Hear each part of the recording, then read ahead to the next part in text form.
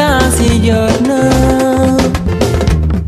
école yi tëj na xale yaa ngi kontaan di fecc di je slame, je proclame, je réclame ma flamme et je déclame mon état d'âme.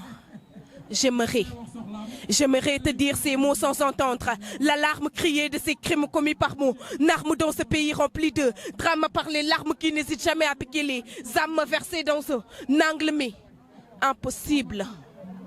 Oui, car il est impossible d'effacer ces souvenirs qui me rongent l'esprit et qui dit être ma source de vie. À chaque fois, c'est ainsi, au bord de la mer, je m'étais assise, perdue dans mes pensées, fixant tout droit devant moi, je vise l'Asie. Tout à coup, des bruits résonnants m'attirent, et je me dirige vers l'Afrique.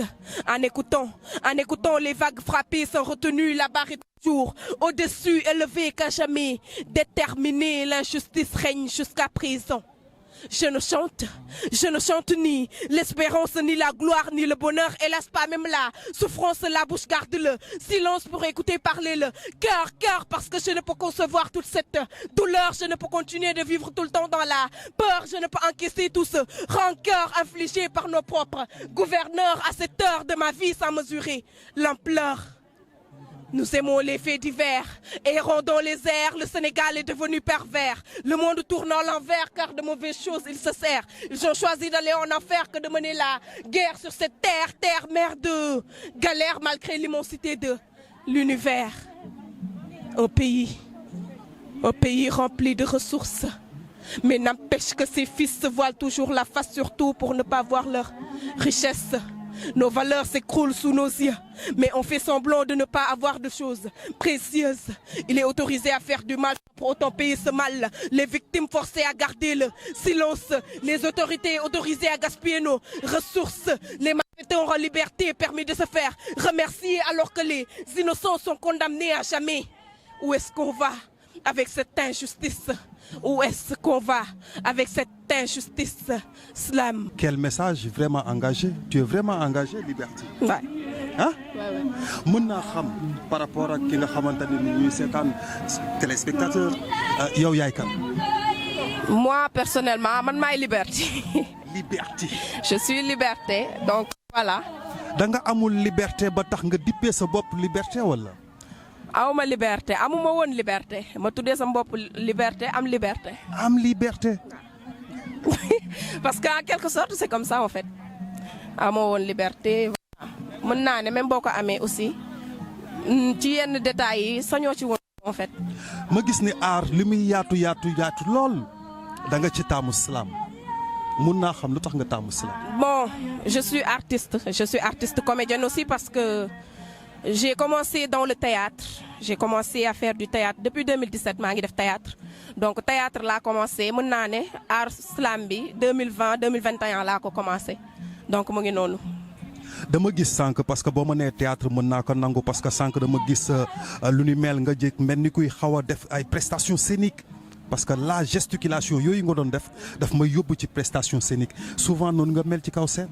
waaw man c'est comme ça nit ñi dañ ma ko sax nag parce que ñu ne dama bëri aat ñeeg yooyu dama koy jéem a wàññi mais bon xam nga boo nekkee sur scène boo duggee ci po bi affaire yi bu commencé kii dootoo mën a téye donc voilà da ngay joxe le maximum rek après ñu bàyyi mu def. C'est une rage artistique. waaw xol bee yëngu ba doo mën a contrôler parce que art bi da nga koy dund en fait.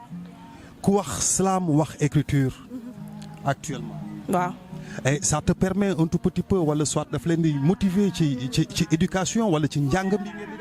waaw ñun moom que ça soit l'écriture que ça soit l'art de parler en fait daf ñuy jàppale lu bëri sax bu baax ci suñu jàng surtout parce que en ce qui concerne l'école aussi on est comme ça on est libre surtout quand il s'agit de parler devant un public voilà mën nañ ko on n'a pas peur donc.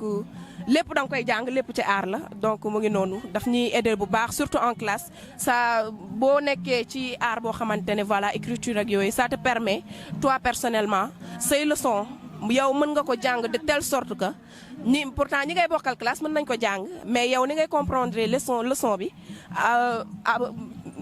nga bañ ko jàng nga comprendre ko mais ñoom buñ ko jàngul wala buñ ubbiwul kay lire duñ ko comprendre alors que yow ci simple explication mën nga ko comprendre à travers li ñu nekk di def nii que ça soit poésie wala slam ça en fait dafa nekk touche boo xamante ni dafa baax en fait ci jàng bi ak lépp daf ñuy aider franchement. souvent dañuy faral di wax ni en matière d'écriture dañuy révolté wu. si révolution dafa war a am nag donc moo tax en quelque sorte daal on essaye de dénoncer li nga xamante ne ñoo nekk ci suuf parce que dafa bëri moo bu dee même bu dee dafay métti pour wax lépp mais lépp luñ ci mën rek dañ koy def pour li nga xamante ne moo nekk ci suuf ñu mën koo wax lépp. d'accord dëggee li nekk ci suuf ça veut dire peut-être injustice bi nga xamante ne ou violence conjugale yi nga xamante ne say moromu jigéen ñu ngi koy dund. si en ce qui concerne les violences faites aux femmes aussi dañ ci wax parce que en ce qui concerne Women's Voice c'est pour ça looloo tax ñu créé ko uniquement pour les violences faites aux femmes. mais Women's Voice su ma koy déggee daf may delloowaat ci collectif bi nga bokk. xam naa ko man personnellement mais ñi nga xamante ne ñu ngi seetaan xamuñu Women's Voice. Women's Voice c'est une association de jeunes filles uniquement cadrée dans les violences faites aux femmes en fait qui se battent qui luttent contre les violences faites aux femmes qui luttent contre toutes sortes de discrimination à l'égard de la femme voilà. tey su ma la doon laaj ban message nga bëgg a adresser à ta génération. message bi may jàllale à ma génération ça serait que tout d'abord ñu gëm seen bopp que ça soit homme ou femme ñu gëm seen bopp et que ci lépp lu ñu nekk def ci fulla te xam ne lii buñ ko gëmee rek dinañ ci am dara. et kii seetaan nekk bokk ci Actu TV auditrice téléspectatrice téléspectateur loo koy wax. bon di leen jaajëfal bu baax di leen jaajëfal franchement parler di leen remercier bu baax a baax di leen ne xam naa à la prochaine merci beaucoup.